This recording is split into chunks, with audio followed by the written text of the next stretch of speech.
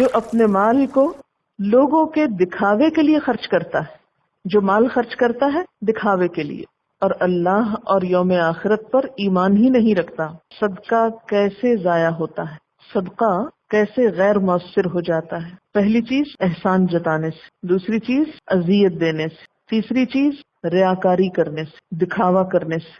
بعض اوقات ہم بڑی بڑی رقمیں خرچ کرتے ہیں لیکن محض دکھاوے کے لیے، ایسے مال کا بھی کوئی اجر و ثواب نہیں ہوتا۔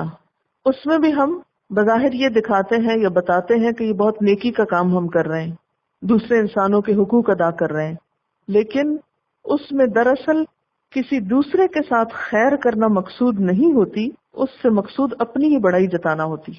اس کی کئی ایک مثالیں ہمارے معاشرے میں موجود ہیں۔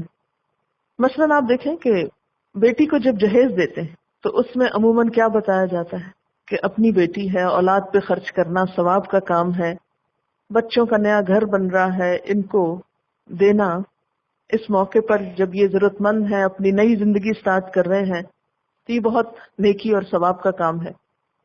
لیکن اگر دیکھا جائے تو اس میں بھی مقصود دکھاوا ہوتا ہے۔ دکھاوا کس چیز کا؟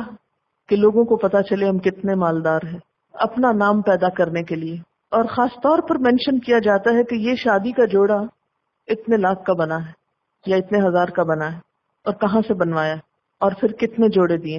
اور نہ صرف یہ کہ جوڑے بلکہ جہیز کا جو بھی سامان ہوتا ہے اس پر خوب خوب تبصرے ہوتے ہیں، اور لوگ بھی بطور خاص سوال کرتے ہیں کیا دیا، کتنے کا دیا، کہاں سے لیا۔ کہنے کو کیا ہے، بڑی نیک نیتی کی بات ہے، بڑی نیکی کا کام ہے کہ اپنی اولاد کی مدد ہو رہی ہے، لیکن اس کے پردے میں خود نمائی ہو رہی ہے۔ پھر اسی طرح ولیمے کی دعوت، سب کہتے ہیں کہ ولیمہ سنت ہے، رشتہ داروں کو بلانا ثواب ہے، سب دوستوں کو اکٹھا کرنا اور ایک خوشی کا سما پیدا کرنا نیکی کا کام ہے، اور اس میں ثواب کی توقع۔ لیکن سنت پر عمل کتنا ہوتا ہے اور دکھاوا کتنا ہوتا ہے۔ کنسرن اس بات سے ہوتا ہے کتنی ڈشز ہیں، اور بعض اوقات تو اب پوچھا جاتا ہے کہ کہاں کا کھانا ہوگا اور کیا ہوگا، سی فوڈ ہوگا یا کچھ اور، کہاں سے پکوائیں گے اور کتنے مہمان آ رہے ہیں۔ اور پھر خاص طور پر کچھ نامور شخصیات کو بلایا جاتا ہے۔ ٹھیک ہے آپ اپنے رشتہ داروں کو بلائیں، دوستوں کو بلائیں، لیکن مجھے کبھی سمجھ نہیں آتی کہ بسا اوقات سیاسی لیڈرز کو یا اور معاشرے کے جو نامور مشہور لوگ ہوتے ہیں ان کو کس لیے بلاتے ہیں، تاکہ لوگوں کو یہ بتا سکیں کہ ہمارے تعلقات فلاں اور فلاں منسٹر کے ساتھ یا فلاں اور فلاں بڑے انسان کے ساتھ ہیں۔ اور اس دعوت کو بھی ایک مسنون عمل کی بجائے مزید دنیا کمانے کا ایک ذریعہ بنا لیا جاتا ہے۔ اس کے ذریعے ایسے رابطے پیدا کیے جاتے ہیں کہ جس سے اور دنیا کے کام نکلوائے جا سکیں۔ پھر اس پر فخر بھی کیا جاتا ہے، پھر باقاعدہ فوٹو سیشنز ہوتے ہیں، اس میں وہ ساری مشہور شخصیات کے ساتھ فوٹوز ہوتی ہیں، پھر وہ لگائی جاتی ہیں، ڈسپلے کی جاتی ہیں، پھر وہ البمز میں لگتی ہیں، پھر جو گھر میں آتا ہے اس کو دکھائے جاتے ہیں کہ دیکھو کس کس کے ساتھ یہ تصویریں کھینچی ہوئی ہیں۔ اس سارے عمل کے پیچھے مقصد کیا ہوتا ہے؟ دکھاوا۔ ایک کام جو خوشی کے لیے نیکی کا کام تھا، جس سے آپ ثواب کما سکتے تھے، آپ نے ریاکاری کر کے اس کی ساری اسپرٹ کو ختم کر دیا۔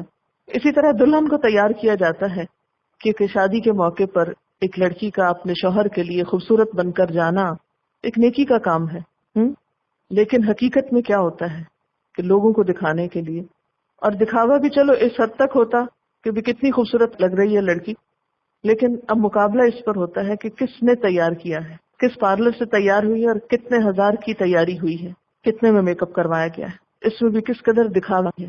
اس سے کم دلچسپی ہوتی کہ لڑکی لگ کیسی رہی ہے، اس سے زیادہ ہوتی ہے کہ انہوں نے کہاں سے کروایا تاکہ ہم ان سے یا تو آگے بڑھ سکیں یا پھر کم از کم اتنا تو رہیں۔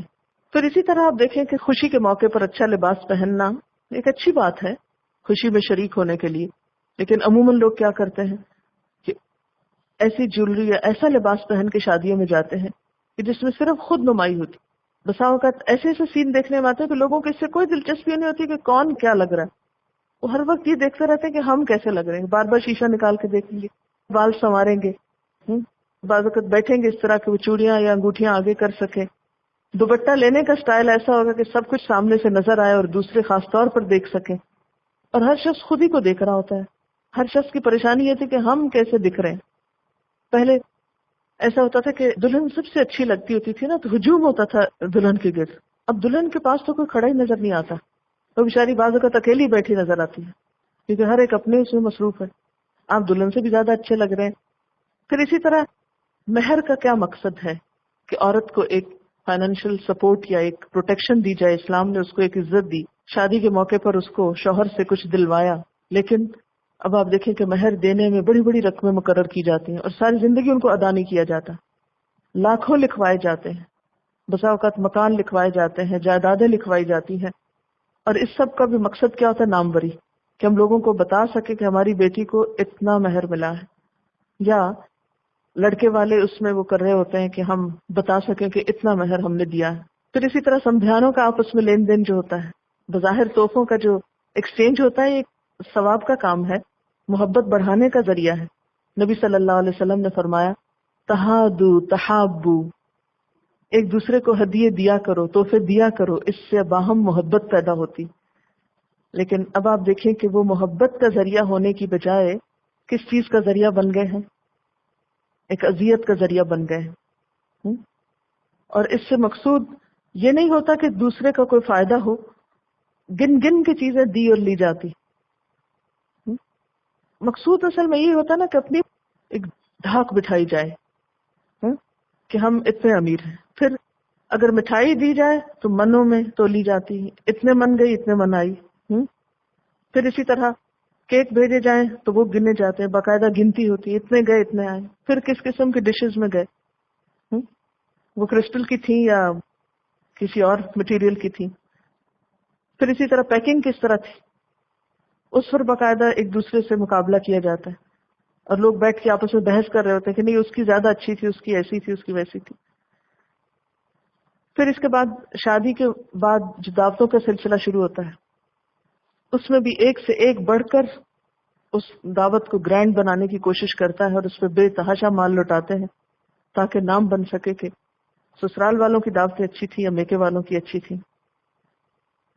پھر اسی طرح آپ دیکھیں کہ شادی کے علاوہ چیریٹی شوز جو ہیں وہ بھی اب لوگوں کی مدد کرنے کا ذریعہ نہیں، دکھاوے کا ذریعہ بن کے رہ گئے ہیں. اس میں بسا اوقات بھاری رقموں کے ٹکٹ خریدے جاتے ہیں اور ایک دوسرے کو باقاعدہ پوچھا جاتا ہے کہ تم نے فلاں جگہ کا ٹکٹ خریدا. کئی کئی ہزار کا ایک ایک ٹکٹ ہوتا ہے. نام ہوتا ہے غریبوں کی مدد کرنا، لیکن ہو کیا رہا ہوتا ہے اس میں؟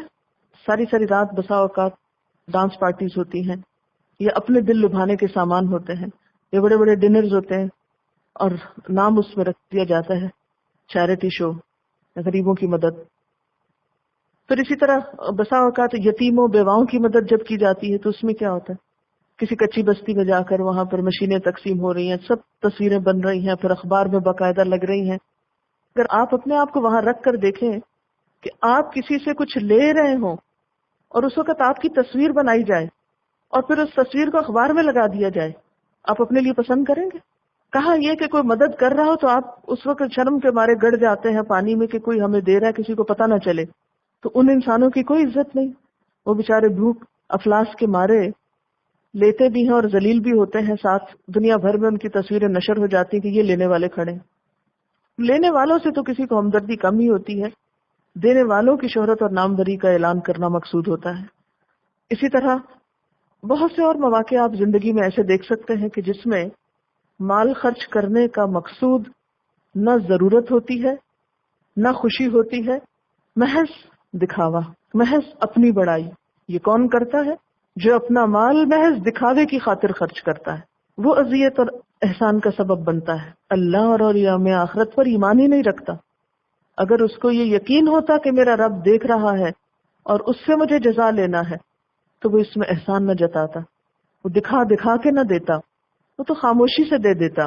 نبی صلی اللہ علیہ وسلم نے فرمایا قیامت کے روز ایک شخص کو لایا جائے گا جسے اللہ نے ہر قسم کے اموال سے نوازا تھا. اللہ اسے اپنی نعمتیں جتلائے گا جن کا وہ اعتراف کرے گا. پھر اللہ تعالیٰ اس سے پوچھے گا پھر تو نے کیا عمل کیا؟ وہ کہے گا میں نے ہر اس راہ میں خرچ کیا جسے تو پسند کرتا تھا. اللہ تعالیٰ فرمائے گا تم جھوٹ کہتے ہو، تم نے تو اس لیے خرچ کیا تھا کہ لوگ تمہیں سخی کہیں، وہ تمہیں دنیا میں کہا جا چکا. پھر فرشتوں کو حکم ہوگا اور وہ اسے گھسیٹتے ہوئے جہنم میں جا جھونکیں گے۔ یہ کس کی سزا ہے؟ اس شخص کی جو محض دکھاوے کے لیے مال خرچ کر رہا ہے، محض اپنی بڑائی جتانے کے لیے۔ اس کی مثال کیسی ہے؟ ایک چکنے پتھر کی طرح، ایک چٹان کی طرح، جس پہ کوئی چیز اثر نہ کرے، کچھ اگتا نہ ہو، اس پر کچھ مٹی پڑ جائے، پھر اس پہ زوردار بارش آئے تو اس کو وہ چکنے کا چکنا چھوڑ جائے۔ کسی گنجے شخص کو دیکھا ہے کہ جس کے سر پہ بال نہ ہو؟ فرمایا دکھاوے کے لیے مال خرچ کرنے والا ایسا ہی ہے جیسے چٹان پہ پڑی ہوئی مٹی کے اندر اگانے والا، کہ خوب بارش ہوئی تو چٹان کی مٹی ساری بہہ گئی، زور کمی برسا، ساری مٹی دھل گئی سلدا، اور باقی صرف چٹان رہ گئی، جیسے تھا ویسے ہی رہ گیا، کچھ بھی حاصل نہ ہوا، سب کچھ ضائع ہو گیا، ساری محنت اکارت گئی، ساری فصل ختم ہو گئی۔ وقتی طور پر ایسے لوگ بہت خوش ہوتے ہیں جن کی بہت واہ واہ ہوتی ہے مال خرچ کر کے، اور تھوڑے دن کے بعد وہ واہ واہ بھول جاتی۔ اب دیکھیں نا، ایک شخص نے شادی کے موقع پر خوب لٹایا، تھوڑے دن کے بعد کسی اور کی شادی ہوئی، اس نے اس سے بھی بڑھ کے لٹایا، اب پہلے کا حال کیا ہوا؟